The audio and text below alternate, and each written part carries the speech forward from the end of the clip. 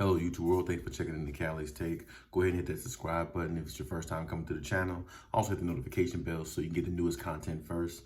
And if you get any time, I appreciate it if you check out my other videos. I think you'll like those also. And make sure you leave any comments on those as well so you can join the Khaliis take community. We can grow this thing together. But the take of the day right now is I want to go with three of the biggest NBA trade rumors that's going around right now, specifically. And when I talk about trade rumors, I mean these rumors right now are looming pretty significantly. I would say based upon the sources that I have heard and went through and spoken about this issue and spoken about this upon. When I think of one of the biggest rumors right now, which could be a vital piece to a team, I'm looking at the Dallas Mavericks are one of those teams where they're like I feel like they're at a point where they have to really figure out what's best for the organization and what's best for Luka and what's best for them going forward. I'm not really sure about the Porzingis, fit, going forward with him and Luka. I mean, I think him and Luka got a really good tandem together. I really do. I think Porzingis plays really good off of what, Luka brings. And how Luka plays, because Luka plays at a point where, he can pass the ball, but he can also score on his own. Luka's just a superstar type player, and I think Luka's going to be great for going forward, for years to come. But I think with the Porzingis thing, it's like Porzingis is a really good number 2 player, but when you look at the situation in its entirety, how valuable is Porzingis, because his injury history is really big. And I think, when it comes to Porzingis, like he has a lot of talent, and, when he came into the league, he had a lot of upside. And, a lot of people were comparing him to Dirk Nowitzki back then and all this stuff. But just to be quite honest, he really hasn't lived up to what some people might have thought of him. And when they saw him on the Knicks and, how he had some good games, then I don't feel like he's lived up to whatever that people thought of him as, and with that being said, it's like,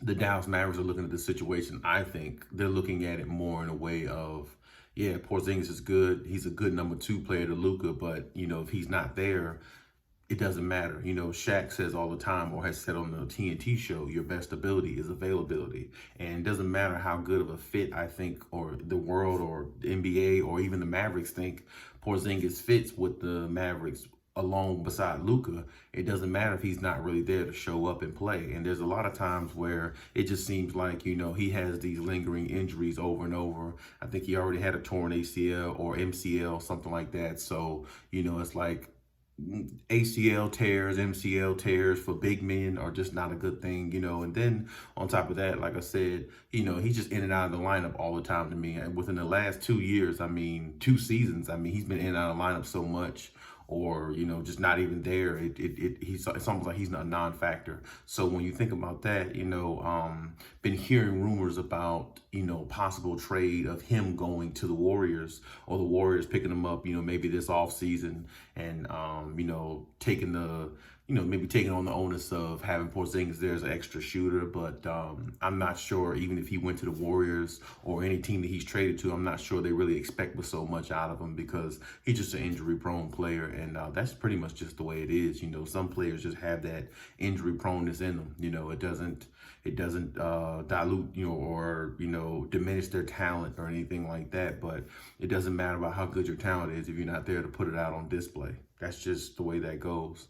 And, my personal opinion, I think that, him and Luka are, a good fit for each other. I think, him and Luka are really good. And I think when they're together, I think they can really, make some noise in the Western Conference. And I think they can, really challenge a lot of teams, especially how good Luka is and how he puts everybody in position to play even better himself. So, that's definitely something that I think that we should keep an eye on, because, if somehow they find a way to get rid of Porzingis and get in another talent there, maybe close to the likes of Porzingis or maybe a little bit better. I don't know how they'll pull that off, but, I think Luka deserves somebody a little bit more consistent, a little bit more healthier, and somebody who could really actually even push his game to take it to the next level, you know. And I'm not sure if Porzingis is that guy that can actually do that. Now, another rumor I've been hearing as well is D'Angelo Russell, you know, with the Timberwolves. And a lot of people thought that D'Angelo Russell would probably fit maybe good with, you know, Karl Anthony Towns. I'm not really sure if they dislike each other or like each other. I'm not really sure about that. But as far as the fit, I'm not really seeing the fit, you know, pan out the way I thought it would. I mean, not saying that they would be this over the top playoff team, but I mean, I think they should be a lot better than what they are, you know, with that type of talent on the team. And D'Angelo Russell does have talent, and a lot of people, you know, discredit D'Angelo Russell because, you know, he was inconsistent, you know, with the Lakers, and, you know, and his gameplay, you know, with the Nets and stuff like that, you know, but he does have talent. You know, I'm not going to take that from him. D'Angelo Russell is a talented player, you know, and that's just that's just that. It's no other way to look at that, you know. And I respect D'Angelo Russell. I like his game a little bit. I think he could, if he's with the right team, I think he's a really good fit. But it has to be the right opportunity for him. In my personal opinion, you know, I personally thought he would, you know, he'd be better when he played, you know, with the Warriors, you know, or like if he, you know, played, even if he played on the Warriors now, you know, I think he would be a better fit for the Warriors than somebody like maybe Kelly Oubre, you know what I'm saying? I guess, and I'm just saying that because I guess I'm not really a big Kelly Oubre fan, but Kelly Oubre does play hard on defense. And Kelly Oubre does go out there and give you, he seems more like the type of guy that'll give you that 110% every time he step out on the floor, you know, dive for loose balls, you know, try to go for block shots, try to dunk on players, you know, posterize, give the team energy. And I think that's a good thing as far as what the Warriors have too. And the last couple games, I think Kelly Oubre has been playing a little bit better, so I got to give him a little bit credit. But I just think D'Angelo Russell, though, I thought, you know, eventually he would find his way with the Warriors, and maybe guess not. But I'm also thinking the same thing now. I thought he would find his way with the Minnesota Timberwolves and give Karl Anthony Towns that second threat, you know, and they would be a better team. But, you know, of course, hey, for some reason, it just doesn't look like it's working out to me. And there's a couple teams I think that can use the likes of a player like D'Angelo Russell. I mean, you know, like I said, the Warriors, I think they can use him, even though I think they felt like they didn't need him. There's maybe, you know, he can go to a team like Orlando. I mean, it's not a winning situation, but at the same time, you know, he can kind of build his character there a little bit more and, you know, make his case, you know, as a, you know, solidified player in this league, and make his case that he could be more consistent, you know. So my best wishes go out to him with that. And you know, as far as the biggest rumor of all, I would say probably there's no doubt really the Kawhi Leonard situation. Now, I will say this, there's talks now where Kawhi Leonard is more likely going to re-sign with the Clippers.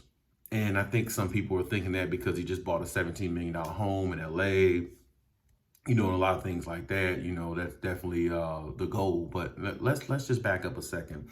If the Clippers stay at the number 3 seed and they play a team like, let's say the Lakers. Let's say they play a team like the Lakers in the first round or the second round or something like that, you know.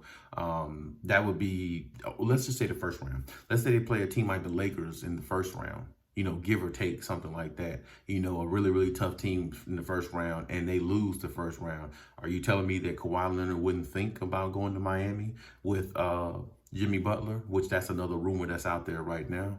I think he would at least, you know, tap into the thought and consider it, because if they get bounced the first round and don't even make the second round like they did last year, just because they have to play a team maybe like the Lakers or, you know, Portland or something like that, it doesn't matter. Kawhi Leonard likes to win. Kawhi Leonard is really not for losing, and that's not really what he wants to build his career on. He never, ever came into the league like that. He never had that mentality, and he was born on the Spurs. You know, he was born on a team where winning is the culture. It's not about, you know, going out there scoring 50 points a game and you're the 8th seed and going into the playoffs and get knocked out in the first round. That's not who Kawhi Leonard is. That's not his, you know what I'm saying, his stance in the NBA life. That's not how he views things. So, I mean, I'll say this much. If Playoff P and all these other players, if they don't show up the way they're supposed to, if Ty Lue doesn't put everybody in position where they're supposed to be so they can be at the maximum level when the playoffs start, and they get bounced the first round, I don't think, can't nobody tell me Kawhi Leonard's not going to at least consider looking at other options and taking, other routes to get into a championship. Now, I'm not going to say he wouldn't come back to the Clippers if they got bounced in the first round, but I just think it'd be a really tough decision for him because, like I said, this is a two-time Finals MVP, and this guy is the top 3 player in the world when healthy. So, like I said, and in the playoffs, he looks like a top 2 player sometime in the playoffs up until last year, in the bubble. But that's the bubble. That's a different situation. No fans, no everything. A lot goes into just being in a spot like that. LeBron and the Lakers, shout out to them. They capitalized off that situation, which was good.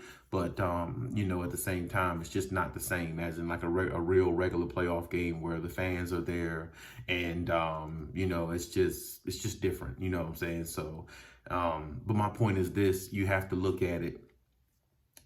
Kawhi definitely could leave the Clippers. Kawhi can definitely feel uncomfortable enough to stay there or not stay there if they don't pull this championship up. Or maybe not even win the championship. Maybe at least make it to the conference finals or the finals. They got to at least make it that far. You know what I'm saying? For Kawhi to consider, I'm going to stay here for 3-4 more years of my career and sign a max contract. But I will say this too. I definitely entertained the thought between him and Jimmy Butler. I really definitely entertained that because honestly, sometimes you look at situations and you'll be like, well, this really looks like a good fit to me. And, I think him and Jimmy Butler would fit a whole lot better than him and Paul George. Paul George is just out of control sometimes. Paul George tries to do too much. And a lot of times it looks like Paul George is a turnover machine to me. That's just my personal opinion. I'm just not a big Paul George fan. I liked him years ago in Indiana. I liked what he brought, as far as his game. And I thought he definitely was like a superstar on the rise. But, even still back then, it was parts in his game. It was holes in his game that I saw that wasn't championship material.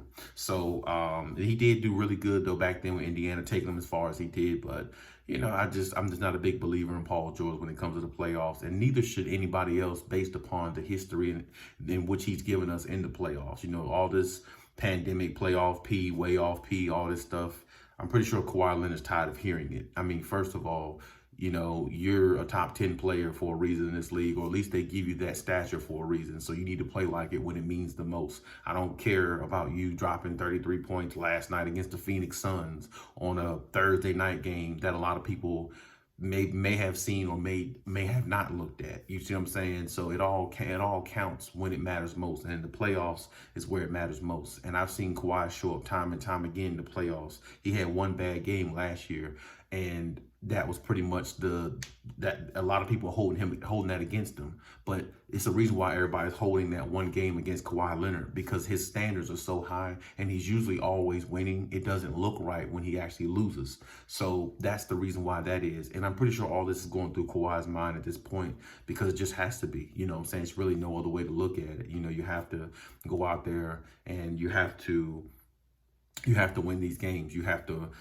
make it. You have to try to win the championship. You have to be that team. You have to take it to that next level. And Kawhi has done those things in his career up until he married Paul George. And that's just the problem. So what I'm saying is this: I definitely entertained the thought with him and Jimmy Butler. I think if I had to give it on a percentage scale, I would give it maybe a 35% chance at the most. I really think he's probably going to re-sign with LA. I don't really see him leaving at home. That's where he wanted to be. He left Toronto to be home. So I definitely think something might work out there. But I wouldn't be surprised if that happened. I really wouldn't be surprised by anything with Kawhi Leonard. I mean, Kawhi Leonard is just so quiet, and you don't really know how to take him. So it's hard to really determine what he's thinking, because who thought he would have signed with the Clippers when last year or the year before last, everybody thought he would sign with the Lakers?